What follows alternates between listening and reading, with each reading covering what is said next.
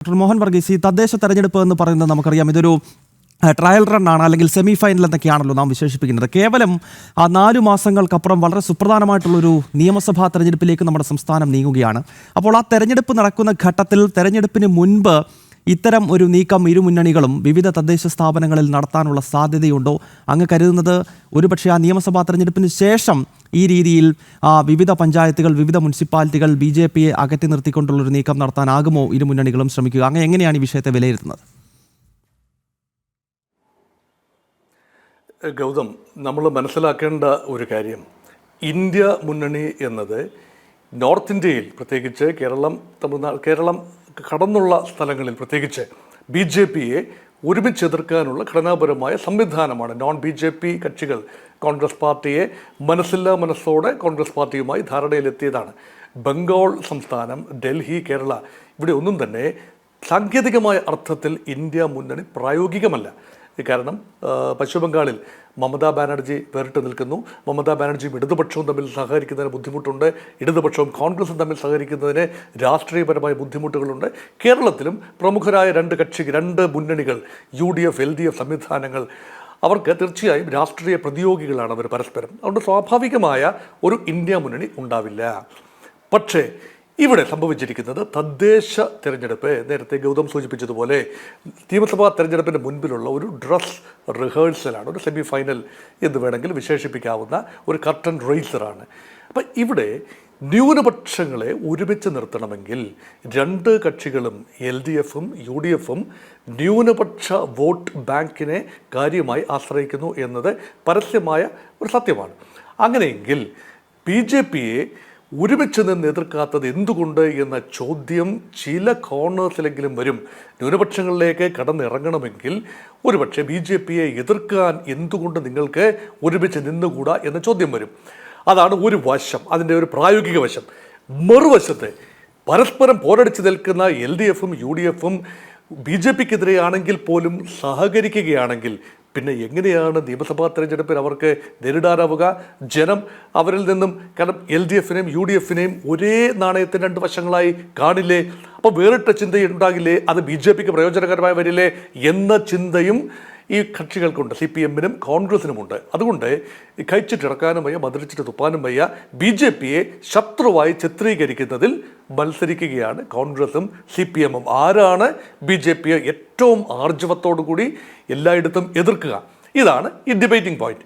ഇവിടെ തിരുവനന്തപുരത്ത് കാര്യമായ പ്രശ്നങ്ങളില്ല. തിരുവനന്തപുരം കോർപ്പറേഷനിൽ 101 സീറ്റുകളിൽ, തെരഞ്ഞെടുപ്പ് നടന്ന 100 സീറ്റുകളിൽ 50 സീറ്റുകളുമായി BJP മറ്റ് കക്ഷികളേക്കാൾ ബഹുഘാതം മുന്നിലാണ്. ഒരു വോട്ടിൻ്റെ കുറവ് മാത്രമാണ്. ഒരു കോർപ്പറേറ്റർ, ഒരു ഡിവിഷനിലെ ഒരു സാമാജികൻ മാത്രം പിന്തുണച്ചു കഴിഞ്ഞാൽ 2 സ്വതന്ത്ര അംഗങ്ങളുണ്ട്. അതിലാരെങ്കിലും ഒരാളുടെയെങ്കിലും പിന്തുണയുണ്ടെങ്കിൽ കൃത്യമായ ഭൂരിപക്ഷമാകും. പക്ഷേ UDFും LDFും ഒരുമിച്ച് നിന്നാൽ പോലും 48 വോട്ടുകളെ ആകുന്നുള്ളൂ. 29 വോട്ടുള്ള LDFും 19 വോട്ടുള്ള UDFും ഒന്നിച്ചു നിന്നാൽ പോലും BJPയുടെ 50നെ മറികടക്കാൻ ആവില്ല. അതുകൊണ്ട് കൃത്യമായി ഉറപ്പിക്കാം, ഒരു BJP സ്പീക്കർ തന്നെയായിരിക്കും, BJP മേയർ തന്നെയായിരിക്കും തിരുവനന്തപുരം കോർപ്പറേഷന് ഉണ്ടാവുക എന്ന് കൃത്യമാണ്. അപ്പോൾ അവിടെ ഒരു ആശയക്കുഴപ്പമില്ല. LDF UDF യോജിച്ച് നിൽക്കേണ്ട ഒരു സാഹചര്യം പ്രഥമ ദൃഷ്ട്യാ പ്രകടമല്ല.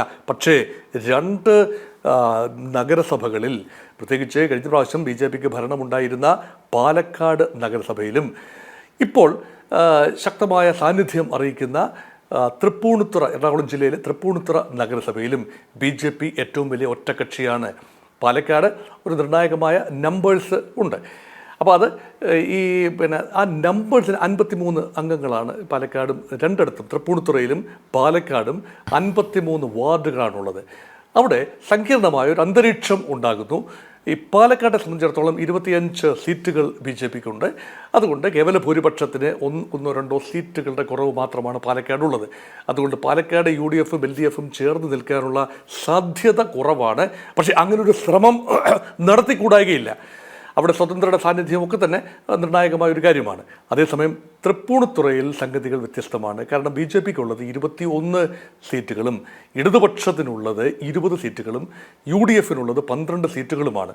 അപ്പോൾ UDFും LDFും കൂടെ ചേർന്ന് നിന്ന് തൃപ്പൂണിത്തുറയിൽ ഒരു മാതൃകയാക്കാം എങ്കിൽ തീർച്ചയായും BJP-യുടെ നമ്പേഴ്സിനെ ഈസിയായിട്ട് മറികടക്കാനാവും എന്ന ചിന്ത വളരെ വ്യാപകമാണ്. പക്ഷേ ഇത് ഗ്രാസ് റൂട്ട് ലെവലിൽ വർക്കൗട്ട് ചെയ്യുമ്പോൾ കോൺഗ്രസിനും CPM-നും ഒരുപോലെ ഉണ്ടാകാവുന്ന ഒരു ക്രെഡിബിലിറ്റി ക്രൈസിസ്, ഇത്രയും കാലം ഊർജിതമായി എതിർത്തിരുന്ന രണ്ട് കക്ഷികൾ പരസ്പരം യോജിച്ചു വരുമ്പോൾ how do you interpret the mandate?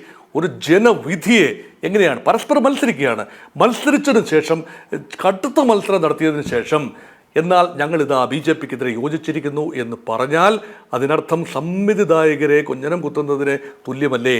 ആ ഒരു ചിന്ത അവിടെ ഉണ്ടാകും. അത് നിയമസഭാ തെരഞ്ഞെടുപ്പിൽ കെ ബാബുവിൻ്റെ മണ്ഡലമാണല്ലോ. അപ്പോൾ അതൊക്കെ വലിയ രീതിയിൽ ഒരു ബാക്ക്ലാഷ് ഉണ്ടാകും ബോത്ത് UDF ആൻഡ് LDF സംവിധാനങ്ങൾക്ക്. അതുകൊണ്ട് ആ രീതിയിൽ അത് പ്രാവർത്തികമാക്കാനും ബുദ്ധിമുട്ടുണ്ടാകും. അതുകൊണ്ട് ഒരു വൈതരണിയിലാണ്, വലിയൊരു വൈതരണിയിലാണ് UDF-ഉം LDF-ഉം. എങ്ങനെയാണ് മുസ്ലിം ജനസാമാന്യത്തോട് സംവദിക്കുക? തങ്ങൾ BJP-യുടെ ആകാശത്തെ തങ്ങൾ ഒരുമിച്ച് ചേർന്ന് ത്യാഗം സഹിച്ചുകൊണ്ട് വിട്ടുവീഴ്ചകൾ ചെയ്തുകൊണ്ട് പിടിച്ചു കെട്ടിയിരിക്കുന്നു എന്ന് പറയാം എന്നല്ലാതെ മറ്റുള്ള സമുദായങ്ങൾ അല്ലെങ്കിൽ മറ്റ് നിഷ്പക്ഷമായി ചിന്തിക്കുന്നവർ ഈ ജനവിധിയെ മാനിക്കാത്ത അവസരവാദപരമായ ഒരു കൂട്ടുകെട്ട് എന്ന നിലയിൽ ഇതിനെ കണ്ടുകൂടായികയില്ല. ഇത് പഞ്ചായത്ത് തലത്തിലും ഇതേ കാര്യം തന്നെ. 26ഓളം പഞ്ചായത്തുകളിലാണ് BJP ഒറ്റക്കക്ഷിയായി, ഒന്നുകിൽ വ്യക്തമായ ഭൂരിപക്ഷമുണ്ട് അല്ലെങ്കിൽ ഏറ്റവും വലിയ ഒറ്റക്കക്ഷിയാണ്. അവിടെ എല്ലാം തന്നെ BJP, എവിടെയെല്ലാം BJPക്ക് ഒറ്റയ്ക്ക് ഭൂരിപക്ഷം ഇല്ലയോ അവിടെയെല്ലാം സ്വതന്ത്രന്മാരില്ല എന്ന് കരുതുക. UDF LDF സംവിധാനങ്ങൾക്ക് ഒന്നിച്ചു നിൽക്കാനാവുമോ? ഇത് സത്യത്തിൽ നയപരമായി എടുക്കാവുന്ന ഒരു വിഷയമല്ല. സംസ്ഥാന വ്യാപകമായി നയപരമായി UDF-ൻ്റെയോ LDF-ൻ്റെയോ യോഗം ചേർന്ന് എടുക്കാവുന്ന ഒരു തീരുമാനമല്ല. യഥാർത്ഥത്തിൽ സംഭവിക്കാനുള്ള സാധ്യത പ്രാദേശികമായ ചില അഡ്ജസ്റ്റ്മെൻറ്റുകൾ, ഒരുപക്ഷെ തന്ത്രപരമായി വോട്ടെടുപ്പിൽ നിന്ന് വിട്ടുനിന്നുകൊണ്ട് ഭാരതീയ ജനതാ പാർട്ടിക്ക് കൂടുതൽ സീറ്റുകളുണ്ടെങ്കിൽ അവർ ഫോം ചെയ്യട്ടെ, എന്നിട്ട് തങ്ങൾ വിട്ടുനിൽക്കാം എന്ന തന്ത്രം ഉപയോഗിക്കുമെന്നല്ലാതെ മറ്റ് രീതിയിലൊരു ഒരു സംസ്ഥാന തലത്തിൽ നയത്തിൻ്റെ അടിസ്ഥാനത്തിൽ UDF LDF കൂട്ടുകെട്ട് ഉണ്ടായാൽ അത് രണ്ട് മുന്നണികളുടെയും വലിയ ക്രെഡിബിലിറ്റി ക്രൈസിസിന് ഇടയാക്കും എന്നാണ് എൻ്റെ. അത് തന്നെയാണ്, അതൊരു ക്രെഡിബിലിറ്റി ക്രൈസിസിലേക്ക് പോകുമെന്ന കാര്യത്തിൽ യാതൊരു തർക്കവുമില്ലാത്ത വിഷയമാണ്.